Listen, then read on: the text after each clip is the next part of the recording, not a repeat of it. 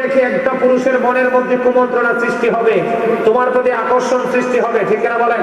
তুমি এই পুরুষের আকর্ষিত হয়ে যাবে, ঠিক কিনা বলেন? এই জন্য নবীজি বলেছে, যার স্বামী বাড়ি নেই তুমি সাজগোজ করো না, স্মার্ট জেন্টেল পোশাকগুলো তুমি কি করো না, করো না। তোমার সাজগোজ, রূপ, গুণ সব তোমার স্বামীর জন্য। কার জন্য? এখনকার কিন্তু অনেক ভাবি আছে দেওয়ারের সামনে সাইজে যায়, জামাই এলে আল্লাহর গজব পড়ে। স্বামী যদি ডাকে কি করে, স্বামী যদি তোমাকে ডাকে, তোমার চুলার উপরে যদি দুধ বসানো থাকে, কি বসানো থাকে? তোমার চুলার উপরে যদি দুধও বসানো থাকে, তুমি দুধের দিকে তাকাইও না, তোমার স্বামীর ডাকে সাড়া দিয়ে তুমি স্বামীর কাছে চলে আসো। এখন আপনারা বলতে পারেন যে হুজুর দুধের কথাটা কেন বললো? দুধের কথাটা কেন বললো? আমরা যত খাবারই তৈরি করি, রান্না করি, এর মধ্যে সবচেয়ে রিস্কের খাবার রান্না হলো দুধ। কারণ দুধ কিন্তু উতরাইলেই পড়ে যায়, এটাকে কিন্তু ধরে রাখা যায় না। তার মানে এই দুধটাকে অত্যন্ত সেন্সিটিভলি কি করতে হয়, রান্না করতে হয়, জাল দিতে হয়। এই জন্য আমার নবীজি বলেছে স্বামীর গুরুত্ব বোঝানোর জন্য, তুমি যদি দুধ রান্না করা অবস্থায় যদি দুধের পাতিলটা যদি চুলার উপরে থাকে, ওই অবস্থায় যদি থাকো, তোমার স্বামী ডাক দিলে তুমি কি করো? দুধ ফেলে তুমি তোমার স্বামীর কাছে চলে আসো। হুজুর আসতে না হবে কি আমার আপনার প্রাণে নবী বলে দিয়েছেন, স্বামী স্ত্রী মিষ্টি আলাপ করলো, পান খাইলো, মিষ্টি খাইলো, চা খাইলো, যেটাই খাইলো, বন্ধু মিষ্টি আলাপের মধ্যে একটা ঘন্টা বা কিছু সময় স্বামী স্ত্রী কাটিয়ে দিল। আমার নবীজি জানিয়ে দিলেন, আমার নবীজি জানিয়ে দিলেন, 1 ঘন্টা বা কিছু সময় প্রেমের মধ্যে কাটাইলা, এই কাটানোর বিনিময়ে তোমার স্বামী স্ত্রীর আমল নামায় 1 বছরের নফল ইবাদতের সওয়াব দেওয়া হয়। কোন স্ত্রী মারা গেলে স্বামী যদি একটা ফোঁটা চোখের পানি পালায়, ওই স্ত্রীর জান্নাত বরাদ্দ হয়ে যায়।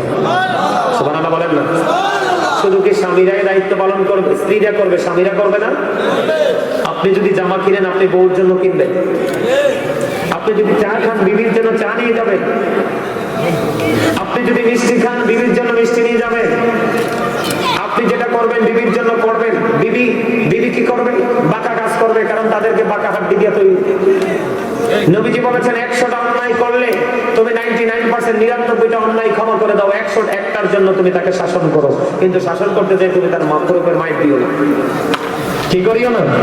আমার আল্লাহ বলেছেন আশিরুহুন্না বিল মারুফ, জোরে জোরে কোন সুবহানাল্লাহ, আর জোরে কোন সুবহানাল্লাহ। স্ত্রীকে কেমন করে ভালোবাসতে হয় আমার দিকে তাকান। আমরা পুরুষ যারা, পুরুষেরও দোষের শেষ নেই, কথা কন না কেন? আরে ভাই, তোমার বিয়ে করতে মন চাইছে, তুমি 4টা করো, আমার নবীজি বলছে। কয়টা? 4টা করো, সমস্যা নাই, কিন্তু তুমি সব ভাগ সমান দিতে হবে। সব ভাগ কি করতে হবে?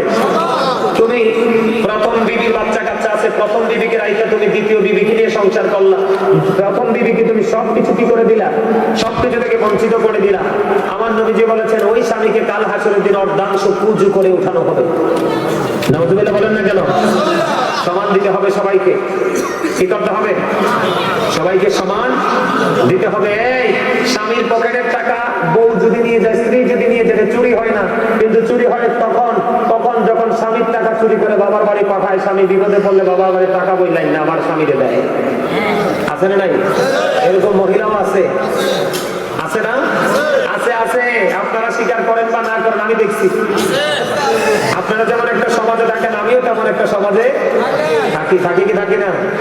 এই নবীজি শিক্ষা দিয়েছে বিবিকে ভালোবাসবেন কেমনে। একদিন নবীজির বিবি একজন প্রশ্ন করলেন, নবী গো আপনি কারে বেশি ভালোবাসেন? নবীজি কি করলেন? ওই বিবিকে একটা খেজুর দিলেন। সুবহানাল্লাহ বলেন। একটা খেজুর দিলেন, খেজুর দিয়ে কয়, বিবি রে তোমারে যে খেজুর দিছে এটা যেন অন্য বিবিরা না জানে।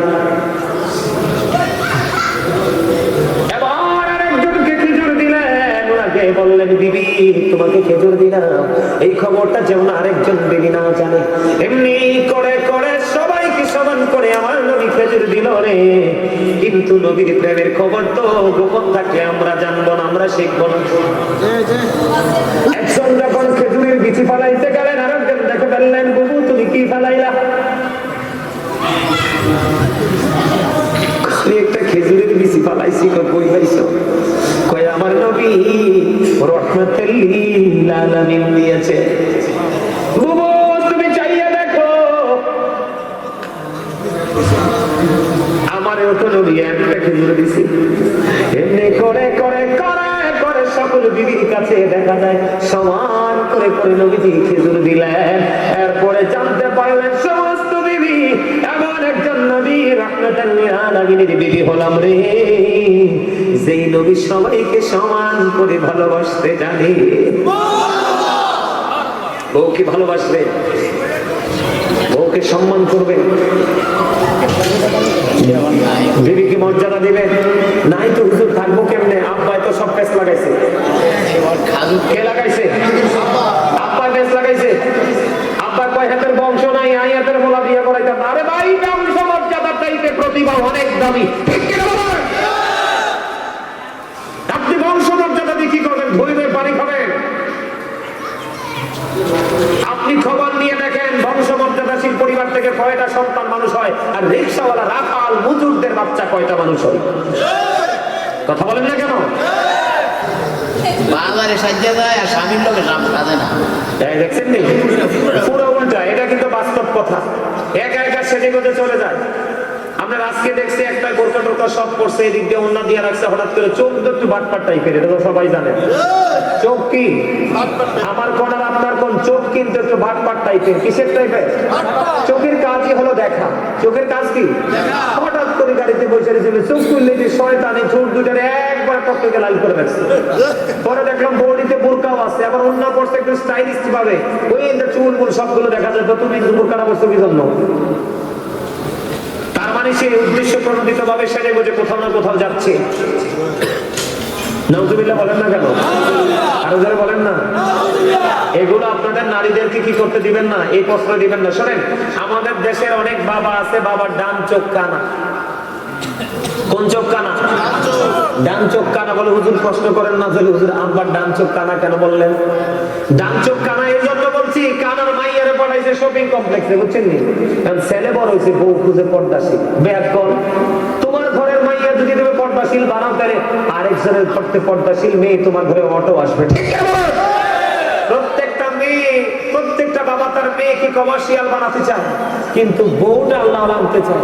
তুমিও তো বাবা, তোমার ঘরের মেয়ে আরেক ঘরের বউ, আরেক ঘরের মেয়ে তোমার ঘরের বউ হবে। তো প্রত্যেকটা বাবা যদি ডিজিটাল হয়, আপনি পর্দাশীল বউ পাবেন কোথায়? কথা বলেন না কেন? এই জন্য প্রত্যেকটা বাবাকে পর্দাশীল মেয়ে গড়ে তুলতে হবে, তাহলে অটোই আপনার ঘরে পর্দাশীল বউ ঢুকবে। আর পর্দাশীল বউ যদি আপনার ঘরে আসে, এই বউয়ের ঘর থেকে যত মেয়ে বাচ্চা আসবে, চাইলেও পর্দার বাইরে যেতে পারবে। মূলটা বুঝতে পারছেন? এই জন্য নবীজি কইছে বেয়াদব সুন্দরীর চাইতে, আমার নবীজি বলেছেন বেয়াদব সুন্দরীর চাইতে কালো বিশ্রী কান কাটা বাদী দাসী আল্লাহ ওয়ালা অনেক বেটার, অনেক বেটার। নবীজি বলেছে একটা দাসী তার কান কাটা, একটা বাদী তার কান কাটা, কালো কিন্তু অনেক বেশি পরেজগার। ওই মেয়েটা, ওই ছেলেটা একটা স্মার্ট নারী পুরুষের চাইতে অনেক বেটার। জোরে জোরে কন্যা সুবহানাল্লাহ। কেন বেটার জানেন? ব্যাখ্যা শুনে নেন, নাইলে তো বুঝবেন না। বন্ধুরে আমার, রূপ একদিন বিনষ্ট হয়ে যায়। কয়দিন আগে আপনারা দেখছেন, আমি দেখছি অনলাইনে যখন ঢুকলাম, কয়দিন আগে একটা সিনেমার নায়িকা মারা গেছে, অঞ্জনা রহমান। সারা পৃথিবী বন্ধু ভাইরাল হয়েছে। আপনি যদি বলেন হুজুর আমি এটা দেখি নাই, আমি বিশ্বাস করব না, কারণ বাংলাদেশের চলচ্চিত্র অঙ্গনে প্রবীণ একজন নায়িকা মারা গেছে। কি করেছে? আমি আপনাদেরকে বলি সহজটা বোঝার জন্য, ওই মহিলার ইয়াং সময়ের ছবিগুলো বন্ধু মিডিয়ার লোকেরা তুলে ধরলো, কিন্তু মরার সময় যখন তার ছবিটা দেখলাম, তার ওই যে ইয়াং সময় তার ছবিটার চেহারার মধ্যে যে উজ্জ্বলতা গ্লেজ ছিল, কিন্তু মরার সময় তার এই চেহারার মধ্যে গ্লেজটা ছিল।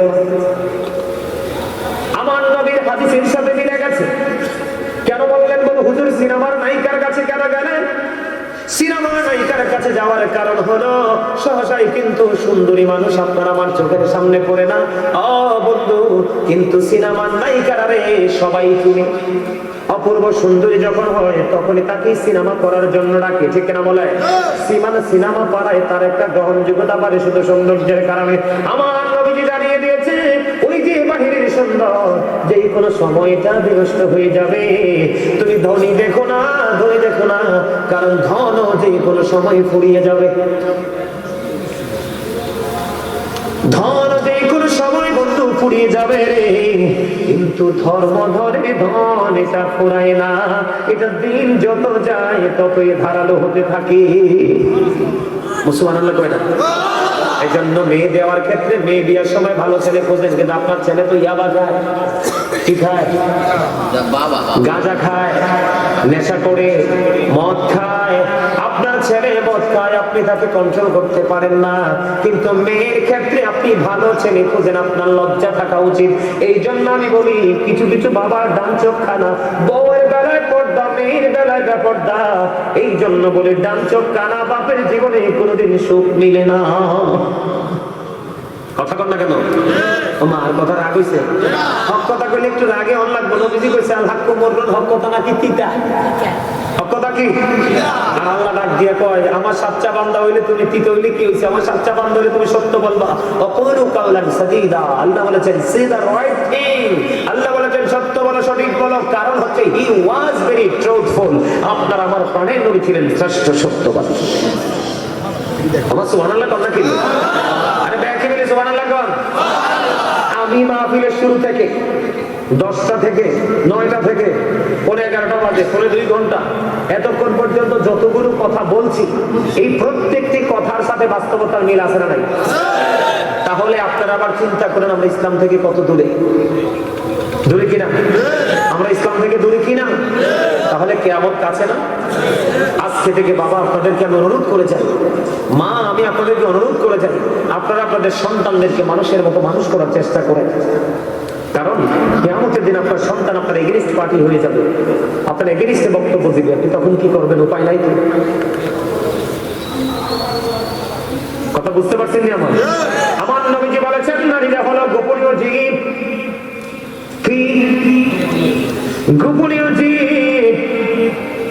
তারা যখন গোপন জায়গা থেকে যখন প্রকাশ্যে চলে আসে, আপনারা আমার প্রাণের নবী বলে দিয়েছেন, প্রকাশ্যে যখন চলে আসে তখন তাদেরকে দেখলে শয়তান উকি ঝুঁকি দেয়। নাউজুবিল্লাহ বলেন না?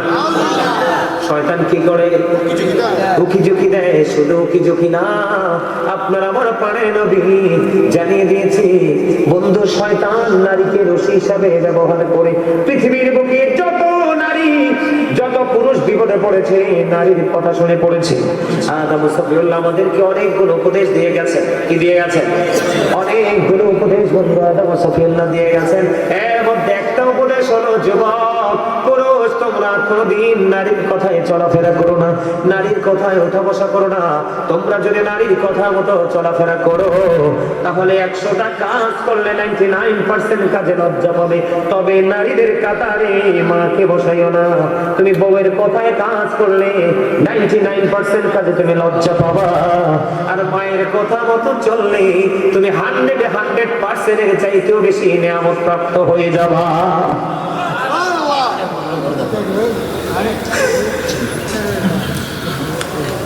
একটা পুরুষের ঘরে থাকতে পারবে না, এই কথাটা আপনি বাস্তব বলছেন, কিন্তু ওই পুরুষ ঘরে না থাকার তো কারণ আছে, যেহেতু গোড়াই সমস্যা করছে।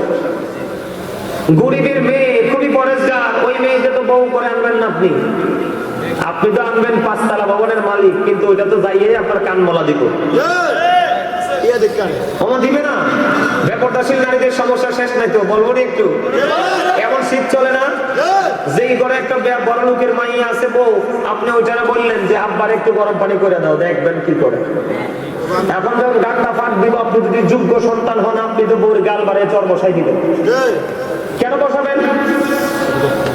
কারণ সে বেয়াদবি করেছে। কি করেছে? কি করেছে?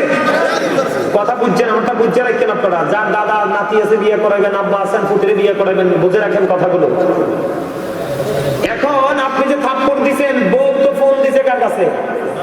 বাবার কাছে। আব্বা তোমার জামাই হারে মারছি, তোমার নাই কি করতে কয়েক বিচার করবার লাগে, বিচার করার লাগবো। আন লাগবো গায়ে হাতের ভাত খাইতেন না, শুধু হাতের ভাত খাইতেন না। কয় না, কিন্তু হাতে তো কেস কিট পড়বে এখন, কারণ হাতে বিয়ে করবে। কাবিন দিছে 15 লাখ। কি দিছে? কথা কয় না। কাবিন দিছে কয় লাখ? 15 লাখ। এটা তো আবেগের বশবর্তী হয়ে কামটা করছে, তো বিবেক খাটাই নাই। এখন ওই 5 তলার উপরে বৈশা বৈশা মাইয়ার বাপেও সুযোগ খুঁজছে, যদি আসে বর্ষিরে ঠিক মতো আটকাই দিব। এবার 15 লক্ষ টাকা বন্ধ বা 20 লক্ষ বা 5 লক্ষ কাবিন হয়ে গেল, আপনার সব বিক্রি করলে কিস্তি পাবেন না 2 থেকে 3 লাখ। সমাজে যখন সবাই বসবে, আপনাকে যেটা উসুল দিবেন একটু উসুলটা বাদ দিয়ে বাকিটা আপনাকে বউকে পেমেন্ট দিতে হবে, 3 মাস 13 দিনের খাওয়ান খোরাক দিতে হবে, ঠিক কিনা? এখন আপনার তো সেই তৌফিক নাই, বিচার তো বসে গেছে, বউ তো খাবে না। বউ কিন্তু আসলে বউ কি করবে? আপনার সংসার করবে, কিন্তু তার গোড়াই শক্ত। সে বসে আছে একদিকে মুখটা ঘুরাইয়া।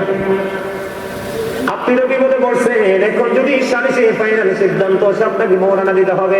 কাবিন করছেন 15 লাখ, সর্বসাফল্যে আপনার সম্পদ আছে 5 লাখ।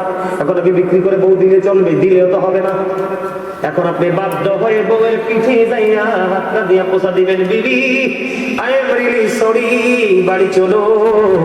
এখন তো খেতো দিচ্ছিল এমনি সুপারি গাছের আগায়, এখন তো এমনি একটা না চলে গেছে তাল গাছ এবং নারকেল গাছের আগায়, ঠিক কিনা? তো এই আজকে মিটিং এর পর থেকে আপনি যেখানে যাবেন, ওই বন্ধ ভাগ্যবতী আপনার বিবিকে কর দিয়ে আপনাকে চলতে হবে। জীবন তেজপাতা হয়ে যাবে, কিন্তু আপনার যন্ত্রণার অবসান হবে না। এই জন্য ছেলের ক্ষেত্রে মেয়ের ক্ষেত্রে বিয়ে দেওয়ার ক্ষেত্রে অনেকবার 1000 বার ভেবে চিন্তে করবেন। ছেলে যদি ভদ্র হয়, আপনি কয়েক হাজার কোটি টাকার মালিক তো কি হয়েছে, ছেলের কাছে মেয়েকে তুলে দেন, সুখী হবে। এটাতে শুধু মেয়েদের ক্ষেত্রে তেমন না, আবার দেখবেন কোন গরিব ঘরের অপূর্ব সুন্দরী মেয়ের কিন্তু আবার বড় লোকের ছেলের কি লাগছে, পছন্দ হয়েছে, ভালো লাগছে। গরিবের বেটা তো গুন্ডা বান্ডা লাগাইয়া বিয়ে করে নিয়ে গেছে। এখন শক্ত তো গরিব কোনোভাবে হতে পারে না, গরিবের কিন্তু এই দুনিয়ার সুখ নাই, এটা জানেননি আপনারা? The rich are not always happy, ধনীরা সব সময় সুখী নয়। The poor are born to suffer, গরিবরা জন্মগ্রহণ করেছে দুঃখ ভোগের জন্য। গরিবদের জন্য জিন্দিগি হলো একটা দুঃখ ভোগের জায়গা। গরিবদের দুঃখ শোনার মতো, তাদের বক্তব্য শোনার মতো সময় এই যুগের প্রভাবশালীদের নাই। কথা বলেন না কেন? আবার আল্লাহ ডেকে ডেকে বলে, গরিব তোরা টেনশন করিস না, তোরা সাফার করতে করতে করতে করতে আমার কাছে আয়। আজকে তোদের কথা শোনার সময় নাই, আমি আল্লাহ কথা দিলাম কাল কিয়ামতের দিন ওই সমস্ত ক্যারেক্টারলেস রিচ ম্যানদের কথা আমার শোনার সময় থাকবে না। মনে রাখেন, গরিবরা জান্নাতে বসবাসের বয়স 500 বছর পার হয়ে যাবে, আর সিটার বাট্টার ধনীরা হিসাবের জন্য রেডি হইতেই থাকবে, যন্ত্রণার শেষ। ঠিক সেম টু সেম মেয়ের ক্ষেত্রে যেমন গরিবের ঘরে যেটা হয়, আবার ছেলের ক্ষেত্রেও সেটা হয়। কারণ গরিব তো কি করতে পারে না, বেশি কাবিন দিতে পারে না, বেশি লাভালাভি করবে, কাবিনই দিব না, এমনি নিয়ে যাবো। কথা কন না কেন? 1 মাস 2 মাস 6 মাস পরে অনেক গরিবের মেয়ের সংসার ভাঙছে, অনেক মেয়েদের সংসার ভাঙছে। আমি আপনাদেরকে আজকে বলে যাই, আমাদের পূর্বসূরি আইমাই কেরাম বলে গেছে, ও পৃথিবীর মানুষ রে, দুনিয়ায় যতদিন তোমরা চলাফেরা করবা, বিচরণ করবা, কখনোই ধনী লোকের সন্তানের সাথে মেলামেশা করিও না। কারণ ধনীরা কলঙ্কের ভয় রাখে না, তারা কাউকে তোয়াক্কা করে না। তবে সব ধনী মানুষ তো এক নয়, ভালো তো আছে, তবে ম্যাক্সিমামই খারাপ। একটা অবিবাহিত যুবক, একটা অবিবাহিত যুবতী যেমনি একটা ফিতনা, ওই ক্যারেক্টারলেস রিচ ম্যানদের সন্তানেরাও তেমনি সমাজের জন্য, জাতির জন্য ফিতনা। তোমরা দেখবেন, আপনারা দেখবেন, বড় লোকের মেয়ে কাউকে তোয়াক্কা করে না, যেমনি তেমনি চলেন। ছেলে মেয়ে উভয়ের ক্ষেত্রে, ঠিক কিনা বলেন? কিন্তু গরিবের ছেলে মেয়েদের মধ্যে পোশাক আশাক সব কিছুর একটা স্বাধীনতা বোধ থাকে, থাকে কি থাকে না? এই জন্য আপনাকে বলতে হবে, বন্ধু, গরিবের ঘরে যদি আল্লাহ চাঁদের টুকরা দেয়, তাকে পর্দা করে করে বড় করতে হবে, তাকে আড়ালে রেখে রেখে বড় করতে হবে। তাহলে একদিন যখন বড় হবে, হুট করে বিয়ে দিয়ে দেবেন, সে তার শ্বশুর বাড়িটাকে আপন করে নিয়ে জীবনকে সুখী করে নেবে। আর যদি মেয়েটাকে আপনি উল্টা পাল্টা চলার সুযোগ দেন, সুন্দর চামড়া দেখে কোন ধনীর দুলালির চোখে পড়বে, এটা তার ভোগের পণ্য হবে, ভোগের পণ্য হবে, চিরস্থায়ী জীবনের সাথী হিসাবে কখনোই গ্রহণ করবে না। আপনারা অনলাইন ঘেটলে দেখবেন, অনেক গরিবের মেয়ে কোটিপতির ঘরে গিয়ে কি অশান্তিতে আছে, আবার অনেক রিক্সাওয়ালার মেয়ে 1000 কোটি টাকার ঘরে গিয়ে মহারানী হয়েছে। এটা হলো তাদের ব্যক্তিগত মেন্টালিটি, আপনি বুঝবেন কেমন করে। তবে ডিসটেন্স তৈরি করতে হলে ছেলের ক্ষেত্রে মেয়ের ক্ষেত্রে আপনাকে ছেলে খুঁজতে হবে পর্দাশীল। যেই ছেলে জিন্স প্যান্ট পরে অভ্যস্ত, এটার কিন্তু পর্দা নাই। আমার নবী বলেছেন যেই মহিলা পোশাক পরার পরেও তার অঙ্গ দেখা যায়, তার বডি দেখা যায়, নবীজি বলেছেন ওই নারীটাও লঙ্গিনী ল্যাংটা নারী। বোরকা পরে বন্ধু কষাইয়া কষাইয়া, শাড়ি পরে বন্ধু একেবারে পাতলা, যে শাড়ি পরার পরে তার শরীর বডি দেখা যায়। কথা বলেন না কেন? বাজারে গেলে দেখি আপনার জুতা থেকে ধরে যা কিছু সব মহিলারা, কার? সব মহিলারা। আপনারা মার্কেটে যান না? আমি কিন্তু যাই মার্কেটে, আমার পরিবারের মার্কেট বাজার ঘাটারা আমারই করতে হয়। আমার ফ্যামিলির বাজার করার জন্য তারা কেউ যায় না, মহিলারা যায় না মার্কেটে, আমারে যেতে হয়। আমার যথেষ্ট ধারণা আছে, অভিজ্ঞতা আছে। আমি যখন যাই দেখি চারপাশ শুধু নারীদের পোশাক আছে, সাজের জিনিস। কিন্তু আমরা যারা পুরুষ আছি, আমাদের একটা গেঞ্জি, একটা শার্ট, একটা পাঞ্জাবি, একটা ফতুয়া, একটা প্যান্ট, একটা পায়জামা, একটা লুঙ্গি, এই এর বাইরে কিছু আসেনি। এরপরেও মেয়েরা দেখবেন আমাদের শার্ট লুঙ্গি পাঞ্জাবি নিয়ে টানাটানি। আমার কথা কয় না? ভুল কইছি? হ্যাঁ, জিন্সের প্যান্ট, এই যে উনি বলছে কথা কিন্তু হেসা। আচ্ছা, আরেকটা লজ্জাজনক কথা, আপনাদের এলাকায় এটা হয় কিনা জানি না, মা দেখি বোরকা পরে রাখে। কি মা দেখি বোরকা পরে রাখে, আর মেয়েটাকে একেবারে খোলামেলা ভাবে রাস্তায় নিয়ে চলে। আছে না? আছে না? আচ্ছা, আপনি কোন ছাগলের মুখ কি চারা গাছে দিবে না বুড়োটাতে? এই বাস্তব কথা। আপনি কাঁঠাল গাছ লাগান না?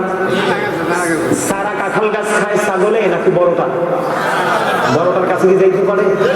যাইতে পারে? আরে তুমি কেন বোঝো না? তুমি তো বড় কাঁঠাল গাছের মতো বুড়া হয়ে গেছো, চামড়া তোমার মোটে গেছে। তুমি যদি খালিও হাঁটো, তোমার দিকে কেউ তাকাবে? সমস্যা তো তোমার মেয়ে। এই মেয়েটার দিকে বেগানো পুরুষ কি দিবে? তাকাবে, তাকে নিয়ে চিৎকারই করবে, তাকে ফ্রিজিং করবে। তুমি এই বাচ্চা কাঁঠাল গাছটাকে কি করতে হবে? ঢেকে রাখতে হবে। ম্যাক্সিমাম মা দেখি তার উপযুক্ত মেয়েটাকে খোলামেলা ভাবে রাস্তায় নিয়ে বের হয়ে যায়। ওই যে বললাম শুরুতে আপনাদেরকে, এখনকার ছেলেরা দেখবেন গান বাদ্যযন্ত্র বেশি পছন্দ করে। কেন করে জানেন? এখনকার বাচ্চারা গান বাদ্যযন্ত্র বেশি পছন্দ করে। বিয়ের কথা হইলে ছেলের বাড়ি মেয়ের বাড়ি দুই বাড়িতে মিউজিক বাজে। বাজে কি বাজে না? মিউজিকের মধ্য দিয়ে তাদের কি হয়? বিয়ে হয়। তাদের এই বিয়ে হওয়ার কারণে দেখবেন বাচ্চা এটা দুনিয়াতে আইছে, হাত পা মাত্র নাড়া, এটা মোবাইল দিলে যে সিনে সিনে দেখবেন, মোবাইলটা দিলে দেখবেন এটা একবারে পলক্ষীন ভাবে তাকায় থাকে। খাবার আপনি এমনি দেন, খাবে না, কিন্তু মোবাইলটা দিয়ে খাবার দেন, দেখবেন সব খাইয়ে শেষ করে ফেলে। কারণ তার তো দৃষ্টি এটার দিকে। তৎক্ষণ না কেন? আরো বেশ কয়েকদিন আগে একটা মাহফিলে গেলাম, যাওয়ার পরে বেশ কয়েকদিন আগে মাহফিলে গেলাম, যাওয়ার পরে মাহফিলের সভাপতি সাহেব, বুঝছেন নি, মুরব্বী মানুষ, টিচার মানুষ, উনি আমার বলতেছে, হুজুর আপনার কাছে একটা দুঃখের কথা কইতাম। আমি তো কন্যা। দুঃখের কথাটা কি বলেন? এই কথা বলার পরে এবার বলতেছে, হুজুর আমরা যখন ছোট ছিলাম মনে আছে, আমার মা বাবা কোন রকম হইলে আমাদেরকে আমাদের দাদার কাছে দিয়ে যাইতো, দাদুর কাছে দিয়ে যাইতো।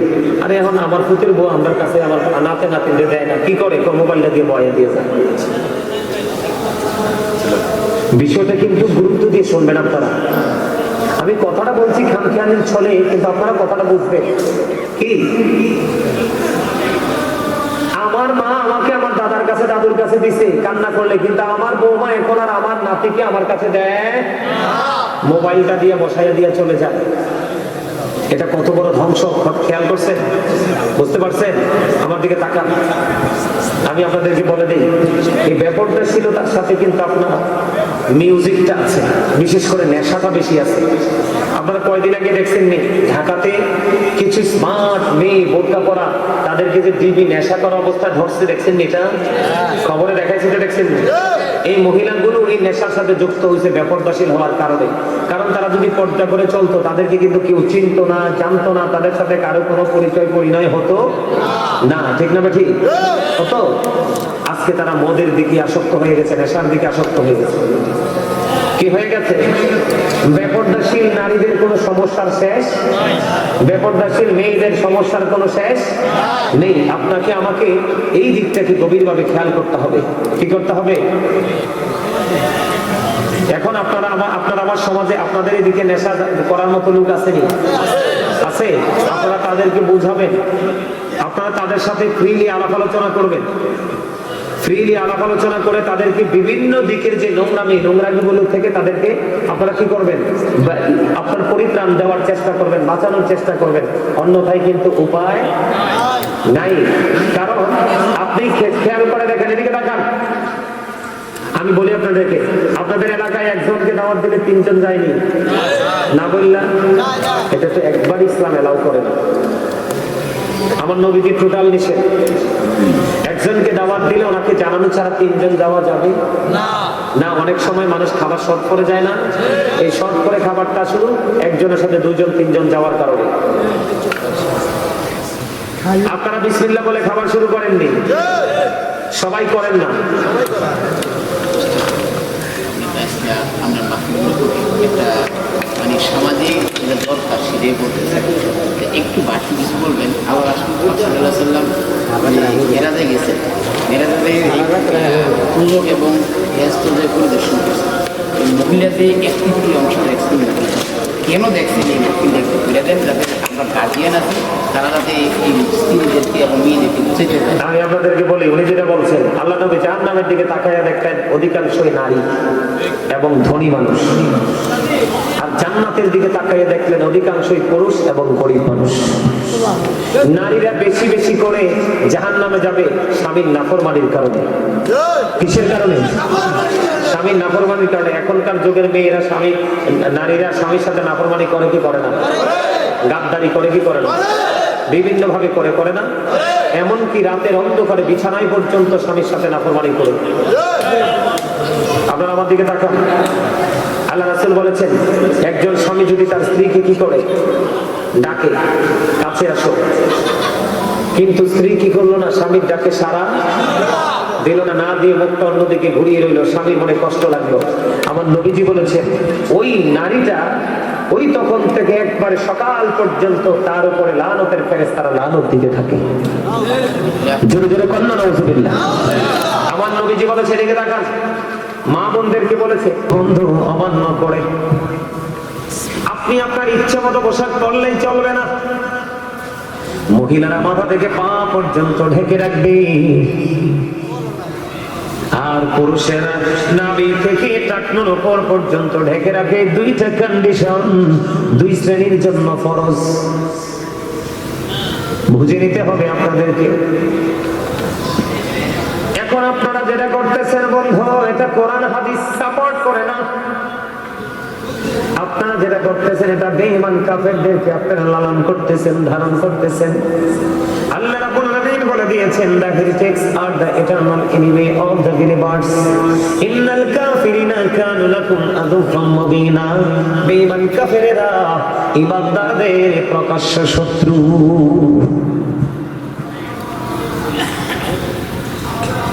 কথাকে বুঝতে পারেন আপনারা আমার কথা? আরো যারা বলেন, আমার নবী বলেন, সালাতুল খামস, 5 ওয়াক্ত নামাজ, ওয়াল জুমআতু ইলাল জুমআহ, এক জুমা থেকে আরেক জুমা, ওয়া রমাদানু ইলা রমাদান, এক রমজান থেকে আরেক রমজান পর্যন্ত। সবচেয়ে মজার জায়গা, আমার দিকে তাকান, আপনি যদি 5 ওয়াক্ত নামাজ পড়েন, আপনি যদি ফজরের নামাজের পরে জোহর পর্যন্ত গ্যাপ আছে না নাই? জোহরের পর থেকে আসর এমনি করে 5 ওয়াক্ত নামাজের মধ্যে যে গ্যাপ আছে, আপনি যদি যথাযথভাবে বন্ধু 5 ওয়াক্ত নামাজ পড়তে পারেন, এই গ্যাপের যে ছোট ছোট গুনাহ হবে, ওই গুনাহগুলোর কাফারা হয়ে যাবে আগে পরের নামাজ। জোরে বলেন না সুবহানাল্লাহ। একটা জুমা থেকে আরেকটা জুমা পর্যন্ত, একটা জুমা থেকে আরেকটা জুমার মধ্যে 1 সপ্তাহ গ্যাপ আছে না নাই? একটা জুমা থেকে আরেকটা জুমা পর্যন্ত 1 সপ্তাহের গ্যাপ আছে। এই জুমাটা যদি আপনি ঠিক মতো আদায় করতে পারেন, ওই জুমাটা আদায় করবেন। ঠিক মতো আদায় করার মানেটা কি বন্ধু? আমার দিকে তাকান, আল্লাহর হাবিব জানিয়ে দিয়েছে, কেউ যদি জুমার দিনে সবার আগে মসজিদে যায় এবং সবার পরে যদি তিনি মসজিদ থেকে বের হয়ে, আপনার আমার প্রাণে নবী জানিয়ে দিয়েছেন, সে মসজিদ থেকে বের হয়ে যখন বাড়ির দিকে রওনা দিবে রে, তার বাড়ি যাইতে যত সময় লাগবে, বাড়ি যাইতে যতগুলো কদম লাগবে রে, প্রত্যেকটা কদমের বিনিময়ে তার আমলনামায় 1 বছরের নফল ইবাদতের সওয়াব দেয়া হবে। এখনকার মুসল্লিরা কি মসজিদে সবার আগে যায় না পড়ে যায়? এটা মুসল্লি ডিজিটাল হয়ে গেছে, ঠিক কিনা বলায়? এই ডিজিটাল কায়দায় নামাজ পড়লে লাভ হবে না। এই নামাজ দিয়ে বন্ধু আল্লাহ পর্যন্ত পৌঁছাতে পারবেন না, কারণ আল্লাহ বলেছেন আল্লাযীনা আমানু ওয়া কানু ইয়াত্তাকুন লাহুমুল বুশরা ফিল হায়াতিদ দুনিয়া ওয়া ফিল আখিরাহ। আল্লাহ বলেছেন ঈমান আনার পরে যদি আপনি আপনার অন্তরে যদি ভয় তাকওয়া অবলম্বন করতে পারেন, আমরা যদি তাকওয়া অবলম্বন করতে পারি, আল্লাহ বলেছেন লাহুমুল বুশরা, তাদের জন্য সুসংবাদ ফিল হায়াতিদ দুনিয়া, দুনিয়ার জীবনে, ওয়া ফিল আখিরাহ, এবং পরকালের জীবনে। জোরে জোরে কন্যা সুবহানাল্লাহ। যুবক ফলাফল আস্তে আস্তে করে চলে যেতেছে। আমি আজকে আপনাদেরকে একটা কথা বলে রাখি, যুবকদেরকে যে অবস্থায় এখন আমি দেখতে পাই, আমার ব্যক্তিগত থিঙ্কিং, আপনার এলাকা বলেন, আমার এলাকা বলেন, আপনার বাড়ি বলেন, আমার বাড়ি বলেন, আমি যুবকদেরকে এখন যে অবস্থায় দেখতে পাই, এই অবস্থায় দেখার পরে আমার কাছে মনে হয় কিয়ামত খুব কাছে। কি বলেন দাদা ভাই? কিয়ামত খুব কাছে। মনে রাখবেন, আপনারা মুরব্বীরা যারা আছেন, আপনারা চলে যাওয়ার পরে এই দেশ আর বেশি দিন টিকবে না। আমি আজকে আপনাদেরকে একদম ওপেনলি বলে গেলাম, আপনারা চলে যাওয়ার পরে, আপনারা মুরব্বীরা চলে যাওয়ার পরে এই, আপনি খান, আমি খাবো না, আমি চা তো খাই না, আমার টোটাল কিছু লাগে না, চাটা খাই। আচ্ছা আপনিও খান, আপনি খাবেন? আপনি না, ঠিক আছে বললে হবে না তো, নষ্ট হবে তো। আরে কি আশ্চর্য কথা, আপনারা কি কেউই চা খান না? ওই দেন, পিছনে দেন, ওই এই বাবুরে দেন, তুমি খাবো। আমাদেরকে তাকান, হাসছেন না। আমার পাশে আলেমানা রয়েছেন, অনলাইনে ভিডিওটা রেকর্ড হচ্ছে, আপনারা এটা ফিল করতে পারেন কিনা জানি না। আপনাদের যুবকের, আপনাদের সন্তানেরা ধ্বংস হয়ে গেছে, নষ্ট হয়ে গেছে, পথভ্রষ্ট হয়ে গেছে। তারা জীবন্ত অবস্থায় তারা জাহান্নামের মধ্যে দাঁড়িয়ে আছে। এটা আপনারা ফিল করতে পারেন না? পারবেন দুটো চোখ খাটার পরে। এই আমার দিকে তাকান, নামাজের আওয়াজ একটু রেখে দিলাম। আপনার ছেলের মাথা যে চুল কাটছে, আপনি বাবা হিসাবে আপনি কি একবার বলছেন যে তুই কোন স্টাইলে চুল কাটছস? এটা পুরোটা ইহুদিদের স্টাইল। আপনি কোন সেলুনে গিয়ে দেখেন, কোন মুসলমানের বাচ্চার ছবি নাই, কোন ইমানদারের ছবি নাই, ডিসপ্লেতে যা আছে সবকিছু বেঈমান কাফেরের। অথচ আল্লাহ বলেছেন বেঈমান কাফেরেরা মুসলমানের প্রকাশ্য দুশমন, প্রকাশ্য শত্রু। আপনার ছেলে স্টাইলিস্ট ভাবে দাঁড়িয়ে রেখেছে, দাঁড়িয়ে যাচ্ছে আমার নবীর সুন্নাত, আপনার পোশাক যাবে না লাগে, কিন্তু দাড়িটা যাবে সাথে। আপনি দাড়ির মধ্যে স্টাইল করতেছেন কাকে দেখে? বেঈমানকে দেখে। আপনি তো বুঝেন না, আপনি এতটাই স্টুপিড, আপনি এতটাই বোকা, আপনি বুঝেন না। আপনার সবকিছুকে নিয়ে বেঈমানেরা কি করতেছে? তামাশা করতেছে, ঠাট্টা করতেছে, কিন্তু আপনি ঠাট্টার জিনিসটাকে সিরিয়াসলি আপনার মধ্যে এটাকে প্রতিষ্ঠিত করে দিচ্ছেন। নাউজুবিল্লাহ বলেন না? আপনার সন্তানেরা মাহফিলে আসার মতো অভ্যস্ততা নাই তাদের। এই বছরের পরে আগামী বছর দেখবেন তারা আরো দূরে চলে যাবে, আরো দূরে চলে যাবে। আর এটাই হলো কিয়ামতের আলামত। আপনার এই মুসলিম জাতি ধ্বংস হওয়ার জন্য এটাই যথেষ্ট, আর কিছু দরকার নাই। পাশের দেশ দেখেন হিন্দুস্তান, আমাদেরকে হত্যা করার জন্য তাদের বাচ্চাদেরকে ট্রেনিং দিচ্ছে। আর আমার দেশের মুসলমান প্রতিহত করবে তো থাক দূরের কথা, আরে মাইল খাওয়ার কায়দাটাও তো জানবে না, যে মাইলটা কেমন করে খাইলে খাওয়া হবে এটাও জানে না। আদব কায়দা একেবারে নাই, কারণ ইসলাম এখনকার যুবকদের কাছে নাই। মাথা থেকে পা পর্যন্ত, সকাল থেকে বিকেল পর্যন্ত, এক মাস থেকে আরেক মাস পর্যন্ত প্রত্যেকটা সেক্টর ইহুদিদের যা, ইহুদিদের সংস্কৃতিতে একেবারে পরিপূর্ণ করে দিচ্ছে। নামাজ পড়তে যায়, নামাজ পড়তে গেলে তাদের স্টাইল দেখলে অবাক হয়ে যায়। তাদের স্টাইল দেখলে, নামাজ পড়তে গেলে তাদের স্টাইল দেখলে অবাক হয়ে যায়। এমন প্যান্ট পরে যায় যেই প্যান্ট ইসলাম এলাও করে না, এমন পোশাক পরে যায় যেটা ইসলাম এলাও করে না। একবারে টকটকে লাল পাঞ্জাবি পরে যায়, মানে নৌশা সেজেছে। অথচ হাদিস শরীফের মধ্যে শুধু ইমানদার পুরুষের জন্য একবারে টকটকে লাল জামা পরা মাত্রই তাহারিমে হারামের অন্তর্ভুক্ত। এক লোক আমার নবীকে একবার সালাম দিয়েছে, নবীজি সালামের জবাব দেয় নাই। দুইবার সালাম দিয়েছে, নবীজি তার সালামের জবাব দেয় নাই। তার কারণ সে লাল জামা পড়েছে, একেবারে নিখুঁত লাল পড়েছে। নাউজুবিল্লাহ বলেন না। আপনার সন্তান কি সেটা জানে? জানে? জানে না। আপনার সন্তান আংটি দেয়, আংটি, স্বর্ণের আংটি, গলায় চেইন দেয়। সাহাবীদের কেমন আদব ছিল নবীর প্রতি দেখেন। একজন স্বর্ণের আংটি পড়েছে, আমার নবীজির চোখে পড়েছে। চোখে পড়ার সাথে সাথে আমার নবীজি আংটিটা টান দিয়ে ফেলে দিয়েছে। আরেকজন বলে, নবী তো চলে গেছে, তুমি আংটিটা উঠাইয়া হাতে দাও। তখন ওই সাহাবী বললেন, নো, যেটা আমার নবীজি আমার হাত থেকে ছড়ে ফেলে দিয়েছে সেটা আমি আর আমার হাতে উঠাবো না। কারণ নবীজি বলেছে, এই আংটিটা তোমার হাতে রাখার চাইতে জ্বলন্ত আগুন তোমার আংটিতে রাখা অনেক বেটার। কথা কি বুঝতে পারছেন আমার? এগুলো কি আপনার বাচ্চারা জানে? জানে না। জানবে কোত্থেকে? আপনি বাবা হিসাবে এটা জানানোর, তাদেরকে ইনফর্ম করানো আপনি এটা প্রয়োজন মনে করেন নাই। আজকে আপনার সন্তানেরা, ইয়াং মেনেরা, শুধু আপনাদের এখানে না, ম্যাক্সিমাম জায়গায় গেলে কিন্তু আপনাদের এই ছেলেদেরকে পাওয়া যায় না।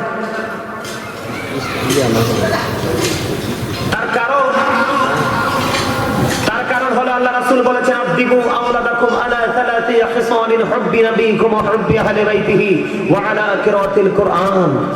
আপনারা আমার প্রাণের নবী বলেছেন, তোমরা তোমাদের সন্তানদেরকে তিনটি বিষয় শিক্ষা দাও। কয়টি? কথা বলেন, কয়টি? নবীজি বলেছেন হুব্বি নবীকুম, নবীজি বলেছেন teach the love of the prophet. তোমরা তোমাদের সন্তানদেরকে নবীর প্রেম শিখাও। সুবহানাল্লাহ বলেন না কেন? আপনারা মানুষ হয়েছেন, আপনারা মানুষ হয়েছেন 324 জন, এরপরে আবার হাসেন। তো ওয়াজ কি করবো নাকি মাইক থেকে চলে যাব? আমার নবীজির হাদিস, যেখানে ওয়াজ শোনার মানসিকতা নাই সেখানে ওয়াজ করা নিষেধ। আপনারা তো বুঝতেছেন না, এটা ক্লাস, এটা কি প্রফেশনাল, এটা একটা টিচিং প্রফেশন। আমি আসছি আপনাদেরকে অ্যাক্টিভ করার জন্য, আপনাদেরকে স্ট্রং করার জন্য। বিভিন্ন বিষয়ের উপর আমি আপনাদেরকে বোঝাচ্ছি, সবকিছু মিলিয়ে একটা বিষয় আমি আপনাদেরকে উপহার দিব। নিতে রাজি আছেন না নাকি নাই? বাবা যারা হয়েছেন, বাবাদেরকে বলছি, ছেলে হোক বা মেয়ে হোক, নবীজি বলেছে তোমরা তোমাদের সন্তানদেরকে তিনটি বিষয় শিক্ষা দাও। ফার্স্ট টাইম হুব্বি নবীকুম, teach the love of the prophet. তোমরা তোমাদের সন্তানদেরকে নবীর প্রেম শিখাও, কারণ নবীর প্রেম হলো ঈমান এবং এটা ফরজ। এরপরে বলেছে হুব্বি আহলি বাইতিহি, টিচ ফ্যামিলি লাভ, নবীর পরিবারের ভালোবাসা শেখাও, কারণ এটাও তোমার জন্য ফরজ এবং ঈমান। এরপরে রাসূল বলেছেন আলা কিরাতিল Quran, learn to recite the holy Quran, Quran তেলাওয়াত শিখাও। কয়টা বাবা সন্তানকে কোরআন তেলাওয়াত শিখায়? বাচ্চা কথা বলা শিখলে বাচ্চাটাকে ইংলিশ শিখান। আপনার বাচ্চা মানুষ হবে কেমন করে? আপনার বাচ্চা তো মানুষ হবে, কারণ আপনি মুসলমান হিসাবে আপনার মুসলমানিত্বকে ধরে রাখার জন্য, আপনার অস্তিত্বকে ধরে রাখার জন্য আপনি কোনো চেষ্টা বা পরিশ্রম আপনি করছেন না। আপনি মনে করতেছেন যে এখনকার ম্যাক্সিমাম বাবা মা পৃথিবীতে সন্তানকে এস্টাবলিশ করার জন্য কাজ করে। আমার দিকে তাকান, একটা বাবা মা সন্তানকে ন্যায় শিক্ষা দেওয়া, বৈধতা শিক্ষা দেওয়া, কোরআন হাদিসের বিধানকে তার ব্রেনে ঢুকিয়ে দেওয়ার চাইতে উত্তম আর কোনো সম্পদ দিয়ে যেতে পারে না। আপনি মনে করবেন না একটা বড় বিল্ডিং, জমিন, টাকা দিয়ে গেলে আপনি আপনার সন্তানকে এস্টাবলিশ, স্বাবলম্বী করে দিয়েছেন। নাও, এটা কিন্তু আপনার সন্তানের জন্য সবচেয়ে বড় শিক্ষা নয়। এখনকার বাচ্চারা, মা খাতুনে জান্নাত ফাতেমার সন্তান যখন পৃথিবীতে আসলো, হযরত হাসান রাদিয়াল্লাহু তাআলা আনহু, আমরা নামাজ পড়ার জন্য প্রস্তুতির পূর্বে যেমনি আযান দেই, আমার নবীজি ঠিক তেমনি আযান দিয়েছে। এখন বাচ্চারা হইলে আযান হয়নি। কথা বলেন না, হয়নি? আযান হয় না। নবীজি বলছে 7 দিনে বাচ্চার মাথার চুলগুলো ফেলে দাও। পুরুষ ছেলে সন্তান হইলে 2টা 1 বছরের ছাগল দিয়ে আকিকা দিয়ে দাও। মেয়ে হইলে 1 বছরের একটা ছাগল দিয়ে আকিকা দিয়ে দাও। দেয়নি এখনকার বাবা মা? দেয় না, নিজের ইচ্ছা মতো দেয়। মাকে বলেছে বাচ্চাটাকে 2 বছর দুধ খাওয়াও। কি করো? বাচ্চাটাকে 2 বছর দুধ খাওয়াও। এখনকার অনেক মা আছে, বাচ্চা মার স্তনের দুধে দেখে নাই চোখে। আছে না নাই? কথা বলেন না, আছে না নাই? আল্লাহ রাসূল বলেছে তোমরা তোমাদের সন্তানদেরকে 7 বছরে যখন পা রাখবে নামাজের জন্য কি দাও? তাগিদ দাও, 10 বছরে যখন পা রাখবে বিছানাটা আলাদা করে দাও, তে নামাজ না পড়লে তাকে প্রহার করো। কয়টা বাবা মা ডাক দেন? দেন না? দেন নাই? আমার দিকে তাকান। যে হাদিসটা আমি বলতে চেয়েছিলাম, যে হাদিসটা আমি বলতে চেয়েছিলাম, বল জুমআতু ইলাল জুমআ, এক জুমা থেকে আরেক জুমার গ্যাপের গুনার কাফারা হয়ে যাবে 2 দিকের জুমা যদি আপনি সঠিকভাবে পড়তে পারেন। তবে জুমা কি জুম্মার মতো করতে হবে? সাইয়্যিদুল আইয়াম, এটা সব দিনের চাইতে শ্রেষ্ঠ দিন। সুবহানাল্লাহ বলেন না কেন? আরো জোরে।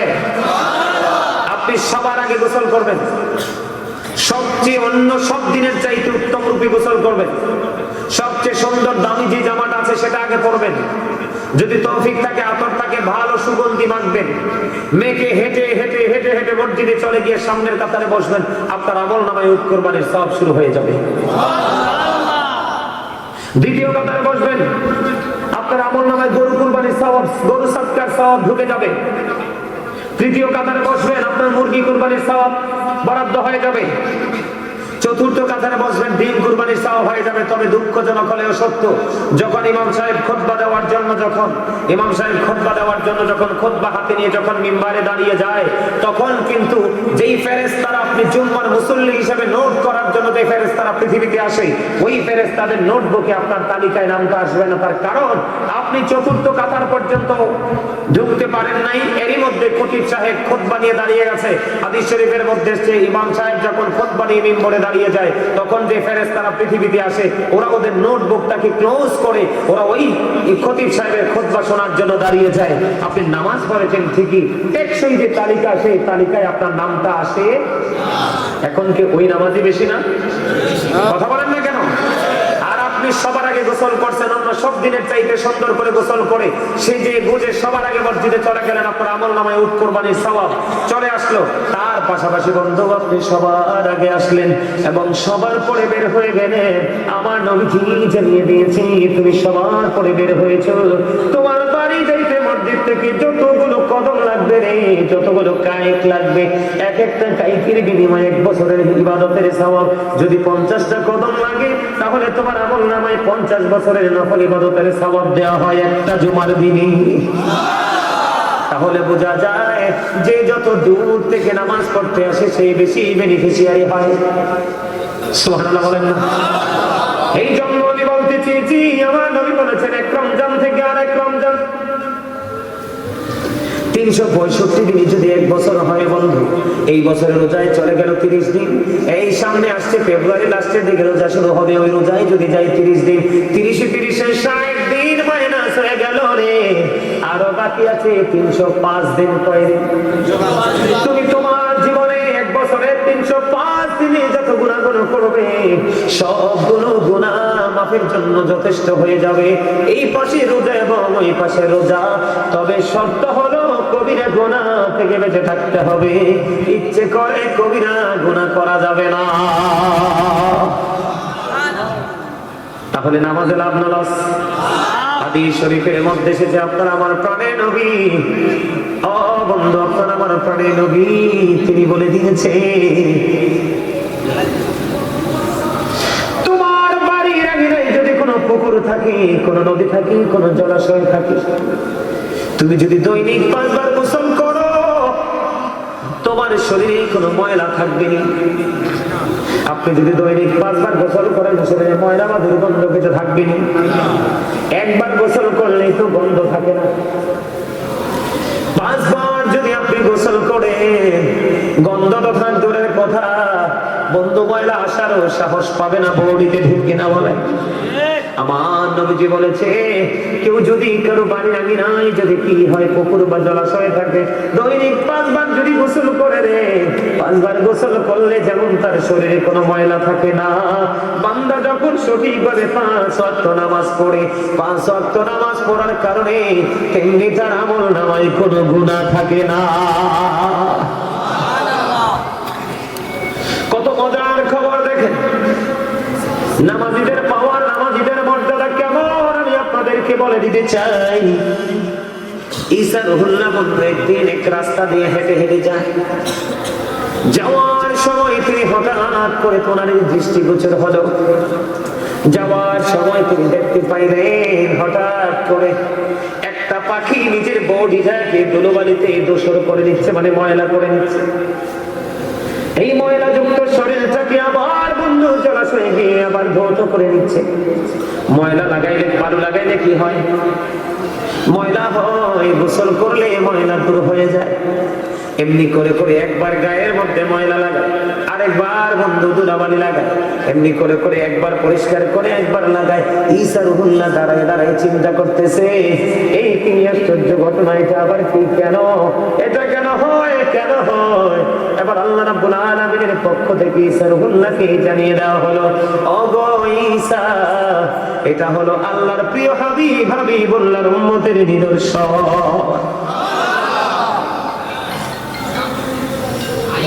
ওই যে পাখি ধুলাবালি লাগাচ্ছে তার বডিতে, এটা হলো আপনাদের উম্মতের গুনাহ। আর ওই যে পানিতে গিয়ে যে সে গোসল করতেছে, এটা হলো তার নামাজ। তার মানে সে যখন গুনাহ করবে রে, গুনাহ করার পরে যখন সে নামাজে দাঁড়িয়ে যাবে, আমার আল্লাহ খুশি হয়ে তার জীবনের গুনাহগুলি মাফ করে দিবে। জোরে জোরে কন্যা সুবহানাল্লাহ। আল্লাহর কাছে প্রশস্তি, আল্লাহর কাছে সবচেয়ে পছন্দের কাজ হলো বন্ধু সময় মতো নামাজ পড়া। কি করা? সময় মতো নামাজ পড়া। সময় গেলে নামাজ পড়া, এটা কিন্তু বন্ধু উচিত নয়। আমাদের মধ্যে অনেকে আছে ইচ্ছে করে করে দেরি করে করে নামাজ পড়ে টাইমটাকে ওভার করে দিয়ে। আছে না নাই? আমার দিকে তাকান, যারা নামাজ পড়ে না, বেনামাজি, কত দুষ্ট, কত জঘন্য। মুসা কালিমুল্লাহর জামানায়, মুসা নবীর জামানায় এক মহিলা ব্যভিচারের মাধ্যমে বন্ধু সন্তান ধারণ করলো। ব্যভিচারের মাধ্যমে যখন সন্তান ধারণ করলো, এখন ভাগ্যক্রমে সন্তানটা আবার পৃথিবীতে আসলো, প্রসব করলো। প্রসব করার পরে ওই মহিলা বাচ্চাটাকে বন্ধু গলা কেটে হত্যা করে ফেললো, মেরে ফেললো। মেরে ফেলার পরে সে আল্লাহর কাছে তওবা করলো। তওবা করার পরে বন্ধু তৎকালীন সময় মুসা কালিমুল্লাহ ওনার কাছে গেলেন। মুসা কালিমুল্লাহর কাছে যাওয়ার পরে মুসা কালিমুল্লাহর কাছে দিয়ে বললেন, ওগো আল্লাহর নবী মুসা,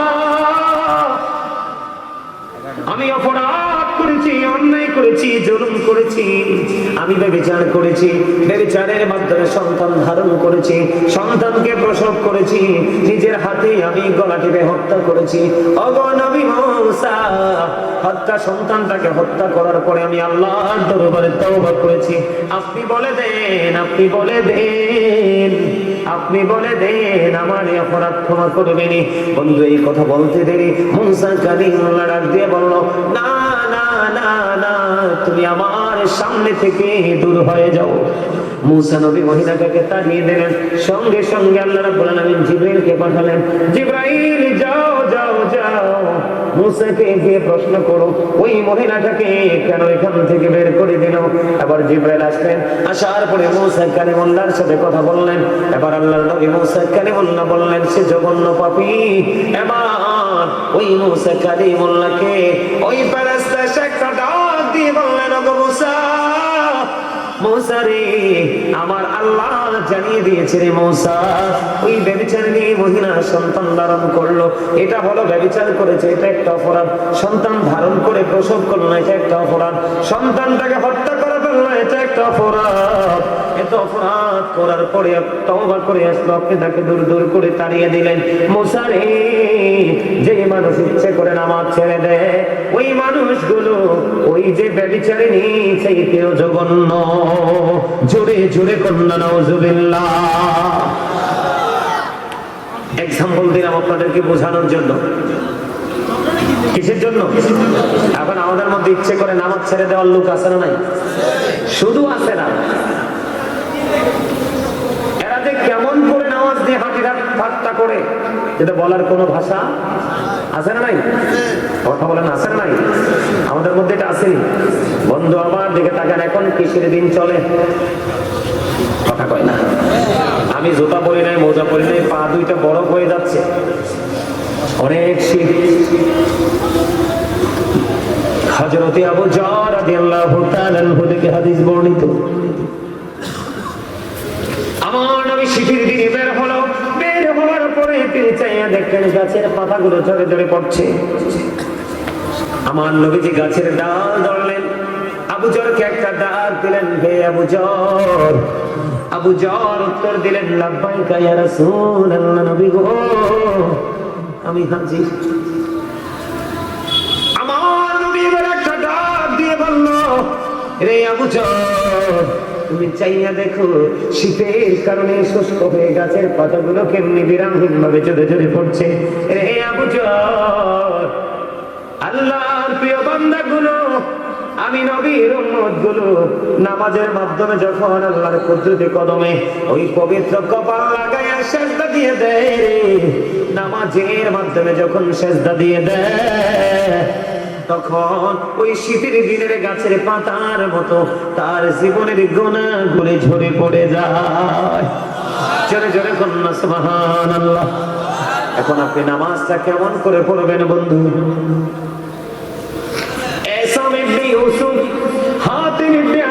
প্রশ্ন করেছে, দেখেন আপনারা আমরা কেমন নামাজ পড়ি, আর তৎকালীন সময়ে তাদের নামাজটা কেমন ছিল। প্রশ্ন করলেন, আপনি বলে দেন আপনি নামাজটা কেমন করে পড়েন? তখন উত্তর দিয়ে দিল, আমি কেমন করে নামাজ পড়ি সেটা তুমি জানতে চাও? কয় হ্যাঁ, আমার জানার কোনো প্রয়োজন গো, আপনি বলে দেন আমি কেমন করে নামাজ পড়বো। এবার বলে দিলেন, আমি যখন নামাজে দাঁড়াই আমার কাছে মনে হয় আমি ফুলচিরাতের ফুলের উপর দাঁড়িয়ে আছি। একটু যদি ব্যতিক্রম হয় রে, ওই ফুলের নিচে জাহান্নাম, আমি জাহান্নামের মধ্যে নিক্ষিপ্ত হব। কত সতর্ক, দেখেন কত সতর্কতা। জাহান্নাম ফুলচিরাতের ফুল কি জানেন? এটা চুলের চাইতে চিকন হবে, হীরার চাইতে ধারালো হবে। আগুনটা নিচের দিক থেকে উদিত থাকবে, উপরের দিকে ঝুলন্ত থাকবে রে। তিনি সেই ফুলচিরাত জাহান্নামের উপর দিয়ে বন্ধু তিনি বলেছেন, আমি যখন নামাজে দাঁড়াই রে, আমার কাছে মনে হয় আমি যেন ফুলচিরাতের ফুলের উপর দাঁড়িয়ে আছি। আমার কাছে মনে হয় আমার পিছনে যেন আজরাইল দাঁড়িয়ে আছে রে। আমার কাছে মনে হয় এই নামাজ যেন আমার জীবনের শেষ নামাজ। আমার কাছে মনে হয় আমার ডান দিকে যেন জান্নাত অবস্থিত। আমার কাছে মনে হয় আমার বাম দিকে যেন জাহান্নাম অবস্থিত। আমার কাছে মনে হয় আমি যখন নামাজে দাঁড়াই গো, আমার নামাজটাকে আমার মালিক আপন করে পরিদর্শন করছে। জোরে জোরে কন্যা সুবহানাল্লাহ। অন্তরে আমার ওই বুজুর্গ লোক যারা, সাধক যারা, তাকওয়া সম্পন্ন ব্যক্তি যারা, আপনি তাদেরকে ফলো করতে হবে। আল্লাহ বলেছেন, join with my dear people, come to my paradise. Allah বলেছেন, ফাদখুলি ফি ইবাদি ওয়াদখুলি জান্নাতি। আমার আল্লাহ বলেছেন, আমার প্রিয় লোকেদের সাথে যুক্ত হও আর আমার জান্নাতে চলে আসো। জোরে জোরে কন্যা সুবহানাল্লাহ।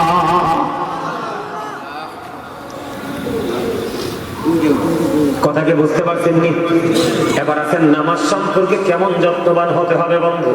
আপনারা জানেননি ইসলামে আমার নবীর 4 জন খলিফা ছিল, বিশেষ খলিফা, ঠিক কিনা বলেন? পৃথিবীতে রাজা উজির আছে না নাই? আরো যারা কম না কেন? আমার নবীর পৃথিবীর মুখে বন্ধু উজির ছিলেন আবু বকর, ওমর।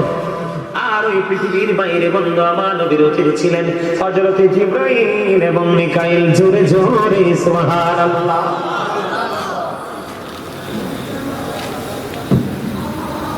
কেমন করে বন্ধু সাহাবীরা নামাজ পড়েছে খেয়াল করে। হযরত আবু বকর সিদ্দিক রাদিয়াল্লাহু তাআলা আনহু, তিনি যখন দিনের মধ্যে তিনি কি হলেন, দীক্ষিত হলেন, এবার দিনের জন্য সকল সম্পত্তি তিনি খরচ করতে লাগলেন। খরচ করতে করতে করতে করতে বন্ধু একটা পর্যায়ে তিনি দুস্থ হয়ে গেলেন। খেয়াল করেন, সাহাবাই কেরামদের তাকওয়া, সাহাবাই কেরামের নামাজ, সাহাবাই কেরাম আমার নবীর হুকুম কেমন করে মানতো, একটা একটা করে বিভিন্ন দিক থেকে তথ্য দিচ্ছে, নিয়ে যান। আর আমরা কেমন করে নামাজ পড়ি বন্ধু? আবু বকর সিদ্দিক দুস্থ হয়ে গেল, কিন্তু আজকের মসজিদে আজান হয়ে গেল, নামাজ শুরু হয়ে যাবে রে। আবু বকর যে নামাজ পড়তে হবে, নামাজ পড়ার মতো পোশাকও ওনার নাই। এবার আবু বকর সিদ্দিক রাদিয়াল্লাহু তাআলা আনহু কি করলেন? গায়ের মধ্যে ছোট্ট একটা জামা রে, ও বন্ধু, গায়ের মধ্যে ছোট্ট একটা জামা, এই জামা দিয়ে তুমি জামা বানাবে, নামাজের জন্য ফরজ পোশাক বানাবে। ওনার ঘরের মধ্যে বালিশ আছে দুইটা, বালিশের গিলাফ দুটো ছিঁড়ে ফেললেন, নিজের গায়ের সামার সাথে বন্ধু যুক্ত করবেন, সেলাই করবেন, জামা বানাবেন। খেজুর কাটাকে বানাইলেন সুই, আর খেজুর পাতাকে বানাইলেন বন্ধু সুতা। জামা বানায় এদিক দিয়ে বসে বসে আজান হয়ে গেছে রে, নবীজি মসজিদের মধ্যে অবস্থান করতেছে। আমি এখন কি করব? আমি তো নামাজও ছাড়তে পারবো না, পোশাকের অজুহাত দিয়ে আমি নামাজ থেকে দূরেও থাকতে চাই না। আমি নামাজ পড়বো কেমন করে? আমি নামাজ পড়বো। এবার গায়ের ছোট্ট জামার সাথে বন্ধু বালিশের গিলাফ ছিঁড়ে খেজুর কাটা এবং খেজুর পাতা দিয়ে সেলাই করে করে জামা বানাইয়া নামাজ পড়তে যখন চলে গেলেন, এবার আমার নবীজি একটা ডাক দিয়ে বললেন, রে আবু বকর, আমি থাকা অবস্থায় আপনাদের এই অবস্থা, আমি চলে গেলে না জানি কি হবে। আসলে কি আবু বকরের অবস্থার খবর নবী জানে কি জানে না? জানার মতোই পাওয়ার আল্লাহ দিছে কি দিছে না? এবার কি করলেন? আমার নবী কোনো কিছু বললেন না। আবু বকর আসলো, আমার নবী নামাজ পড়ে ফেললেন। নামাজ শেষে বন্ধু সংক্ষিপ্ত পরিসরে দোয়া করে দিলেন। আমার নবীজি নামাজ কমপ্লিট করে যখন মসজিদ থেকে বের হলো, বের হওয়ার পরে বন্ধু এবার মসজিদের দরজার দিকে দাঁড়াইয়া দেখে রে, আজকে জিবরাইল খেজুর পাতার পোশাক পরে আমার নবীর সামনে। জোরে জোরে কন্যা সুবহানাল্লাহ।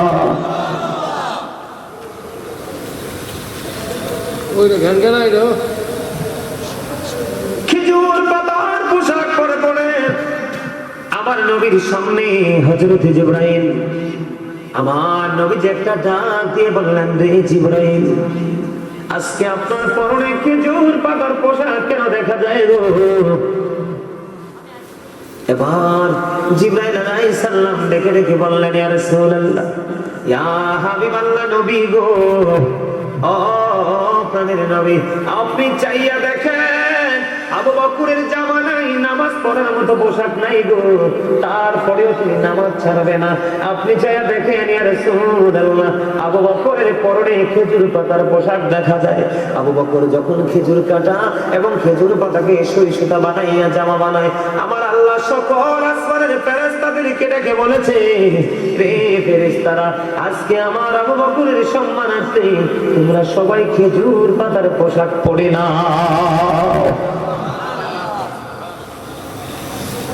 অথচ আপনার আমার ঘরে কত সুন্দর সুন্দর পাঞ্জাবি জামা আছে, আমরা এগুলো নামাজের জন্য ইউজ করি না। দোকানে যেটা পরে যাই সেটা পরে মসজিদেও যাই, বাজারে যেটা পরে যাই সেটা পরে মসজিদেও যাই।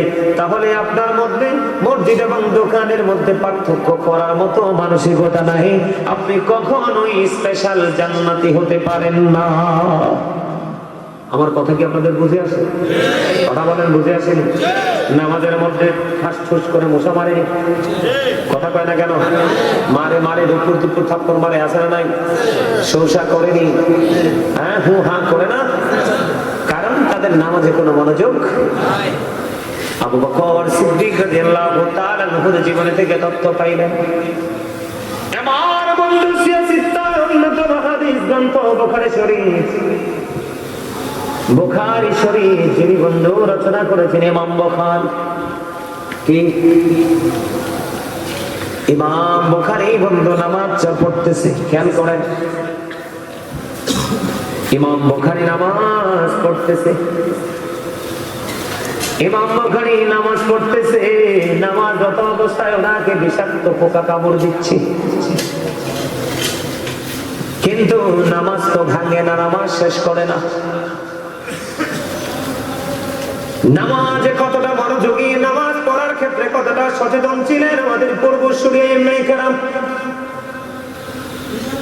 ইমাম বুখারীর নামাজ শেষ হয়ে গেল, নামাজ শেষ হয়ে যাওয়ার পরে আবার ছাত্রকে ডাক দিয়ে বলল, দেখো গো আমার পিঠের মধ্যে কি। এবার ইমাম বুখারীর ছাত্র জামাটা উঠালেন, জামাটা উঠায় দেখে বিষাক্ত ভিঙ্গুল পোকা। কি পোকা? ভিঙ্গুল পোকা। দেখছেন নি? এটা কিন্তু ছোট্ট করে বড় বড় বড় করে অনেক বড় করে বাসা বলে। এইটা যদি একবার কাউকে টার্গেট করে কামড়াইয়া মেরে ফেলে। আমার নিজের চোখের সামনে দেখেছি, আমার গ্রামে আজ থেকে 10-11 বছর আগে একজন মুরব্বী মহিলাকে বন্ধু এই ভেগুলি কামড়াইয়া মাইরা ফেলাইছে, হসপিটালে নেওয়ার সুযোগ পায় নাই। এবার বুঝেন ওই ভেগুলির বিষ কত জঘন্য। ওই ভেগুল পোকা একটা নয়, দুইটা নয়।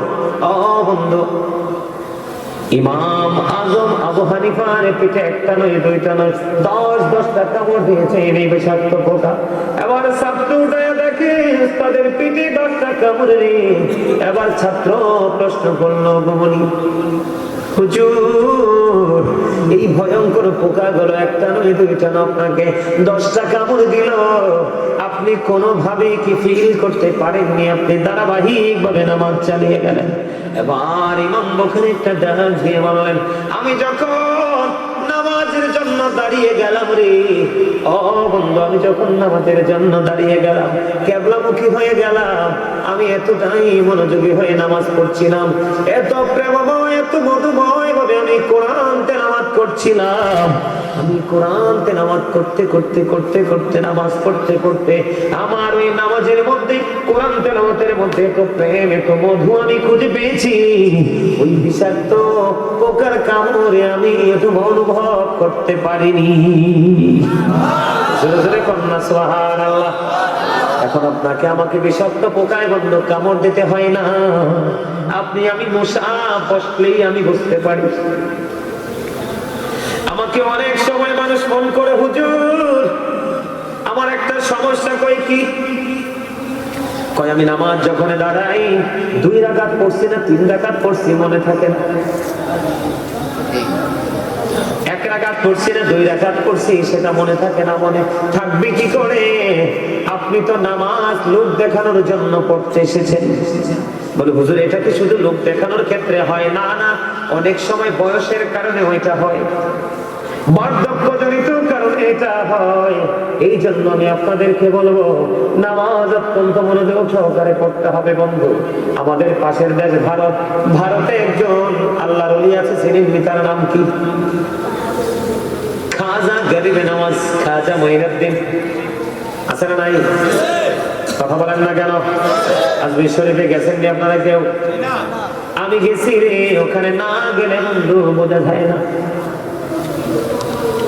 কত প্রেমের মানুষ ওনার দরবারে জিয়ারত করতে যায়। খাজা গরিবে নওয়াজ আপনারা জানেন কিনা জানি না, কমপক্ষে 40 বছর। কত বছর? কমপক্ষে 40 বছর খাজা গরিবে নওয়াজ ইশারের উঁচু দিয়ে ফজরের নামাজ পড়েছে। জোরে জোরে কন্যা সুবহানাল্লাহ। আর আপনি আমি বাড়ি থেকে মসজিদে যাই, ওযুটা আছে না নাই কইতে পারি না। কথা বলেন না কেন? বাসা থেকে ওযু বানাইয়া মসজিদে গেছি, মসজিদে যাওয়ার পরে মনে পড়ে না ওযুটা বানাইলাম কিনা। কতটা দুর্বল, কতটা উইক বন্ধু আমরা।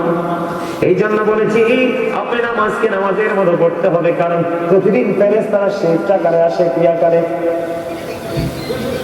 প্রতিদিন পৃথিবীতে ফেরেশতারা শিফট আকারে আসে। একটা টিম চলে গেলে আর একটা টিম আসে, আর একটা টিম চলে গেলে আর একটা টিম আসে। যখন এই ফেরেশতারা পৃথিবী ত্যাগ করে চলে যায় ওপার পর্যন্ত, আমার আল্লাহ ফেরেশতাদেরকে প্রশ্ন করে, ফেরেশতারা রে বলে দে আমার বান্দাগুলোকে কি অবস্থায় পেয়েছো? আল্লাহ পৃথিবীতে যাওয়ার পর তোমার বান্দাগুলোকে নামাজরত অবস্থায় পেয়েছি, এবং এখন আসার সময় তাদেরকে নামাজরত অবস্থায় পেয়েছি। জোরে জোরে সুবহানাল্লাহ।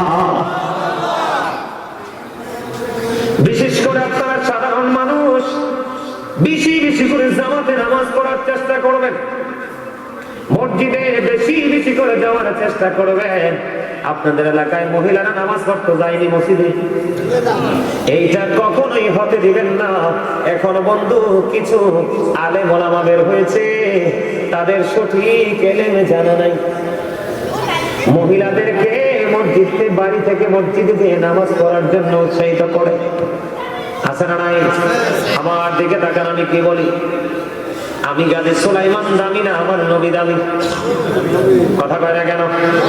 আপনার পছন্দের হুজুর দামি নাকি আমার নবী দামি? কথা কয় না কেন? হাদিস শরীফের মধ্যে এসেছে, আমার দিকে তাকান, হযরত উম্মে হুমায়রা রাদিয়াল্লাহু তাআলা আনহা হাদিস শরীফের মধ্যে এসেছে, আমার নবীকে বললেন, ইয়া রাসূলুল্লাহ, আমি আপনার পিছনে নামাজ পড়তে পছন্দ করি। এবার আমার নবী একটা ডাক দিয়ে বললেন, আমি জানি তুমি আমার পিছনে নামাজ পড়তে চাও, তুমি আমার পিছনে নামাজ পড়তে পছন্দ করো, তবে আমি বলে দিলাম রে, আমি নবীর পিছনে নামাজ পড়ার চাইতে তোমার ঘরের অভ্যন্তরের নামাজ অনেক বেটার। সুবহানাল্লাহ বলেন না কেন? আরো জোরে। আল্লাহর হাবিব বলেছেন, ঘরের বারান্দায় নামাজ পড়তে পারবা না। কি করতে পারবা না? হাদিস শরীফের মধ্যে এসেছে, আপনার আমার প্রাণের নবী বলে দিয়েছে, বারান্দার নামাজের চাইতে অনেক গুরুত্ব, অনেক দামি হলো, অনেক দামি হলো ঘরের। ও বন্ধু, বারান্দার নামাজের চাইতে নারীদের জন্য উত্তম নামাজ হলো তার ঘরের অভ্যন্তরের নামাজ। পুরুষেরা ঘরে নামাজ পড়ার চাইতে জামাতে মসজিদে এসে নামাজ পড়লে 25 গুণ পর্যন্ত সওয়াব। এক রাকাতে কত রাকাত? আল্লাহর হাবিব সরকারে মদিনা তিনি জানিয়ে দিয়েছেন, মহিলারা, বন্ধু মহিলারা, বাহিরে এসে নামাজ পড়ার চাইতে ঘরের অভ্যন্তরে নামাজ পড়া তার এক রাকাতে 25 রাকাতের সওয়াব।